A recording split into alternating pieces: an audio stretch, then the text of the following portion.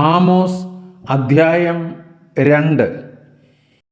യഹോവ ഇപ്രകാരം അരുളിച്ചെയ്യുന്നു: മോവാബിന്റെ 3-4 അതിക്രമ നിമിത്തം അവൻ എദോം രാജാവിൻ്റെ അസ്ഥികളെ ചുട്ട് കുമ്മായമാക്കി കളഞ്ഞിരിക്കയാൽ തന്നെ ഞാൻ ശിക്ഷ മടക്കിക്കളകയില്ല.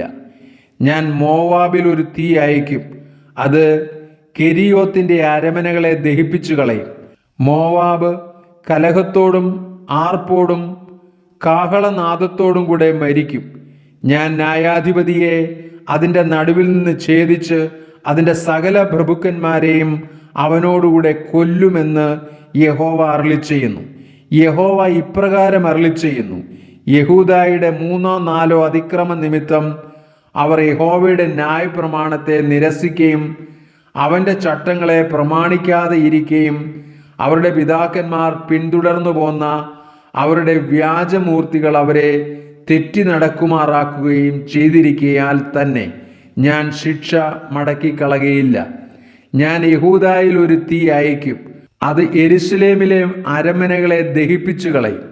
യഹോവ ഇപ്രകാരം അരുളിച്ചെയ്യുന്നു: ഇസ്രായേലിൻ്റെ 3-4 അതിക്രമ നിമിത്തം അവർ നീതിമാനെ പണത്തിനും ദരിദ്രനെ ഒരു കൂട്ട് ചെരുപ്പിനും വിറ്റുകളഞ്ഞിരിക്കയാൽ തന്നെ ഞാൻ ശിക്ഷ മടക്കിക്കളകയില്ല. അവർ എളിയവരുടെ തലയിൽ മൺപൊടി കാൺമാൻ കാക്ഷിക്കുകയും സാധുക്കളുടെ വഴി മറിച്ചു കളയുകയും ചെയ്യുന്നു. എൻ്റെ വിശുദ്ധ നാമത്തെ അശുദ്ധമാക്കുവാൻ തക്കവണ്ണം ഒരു പുരുഷനും അവൻ്റെ അപ്പനും ഒരേ യുവതിയുടെ അടുക്കൽ ചെല്ലുന്നു.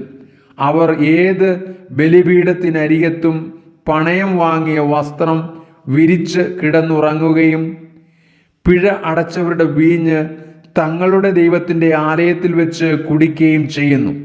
ഞാനോ അമോര്യനെ അവരുടെ മുമ്പിൽ നിന്ന് നശിപ്പിച്ചു കളഞ്ഞു. അവൻ്റെ ഉയരം ദേവദാരുക്കളുടെ ഉയരം പോലെ ആയിരുന്നു.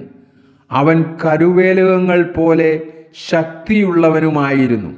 എങ്കിലും ഞാൻ മീതെ അവൻ്റെ ഫലവും താഴെ അവൻ്റെ വേരും നശിപ്പിച്ചു കളഞ്ഞു. ഞാൻ നിങ്ങളെ മിസ്രയീം ദേശത്തു നിന്ന് പുറപ്പെടുവിച്ചു. അമോര്യൻ്റെ ദേശത്തെ കൈവശമാക്കേണ്ടതിന് നിങ്ങളെ 40 സംവത്സരം മരുഭൂമിയിൽ കൂടി നടത്തി. ഞാൻ നിങ്ങളുടെ പുത്രന്മാരിൽ ചിലരെ പ്രവാചകന്മാരായും നിങ്ങളുടെ യൗവനക്കാരിൽ ചിലരെ വ്രതസ്ഥന്മാരായും എഴുന്നേൽപ്പിച്ചു. അങ്ങനെ തന്നെ അല്ലയോ ഇസ്രായേൽ മക്കളെ എന്ന് യഹോവയുടെ അരുളപ്പാട്. എന്നാൽ നിങ്ങൾ വ്രതസ്ഥന്മാർക്ക് വീഞ്ഞു കുടിപ്പാൻ കൊടുക്കുകയും പ്രവാചകന്മാരോട് പ്രവചിക്കരുത് എന്ന് കൽപ്പിക്കുകയും ചെയ്തു.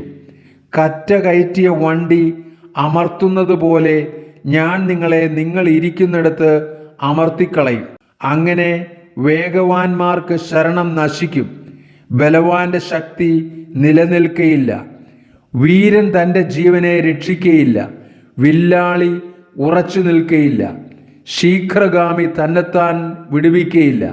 കുതിര കയറി ഓടുന്നവൻ തൻ്റെ ജീവനെ രക്ഷിക്കുകയുമില്ല.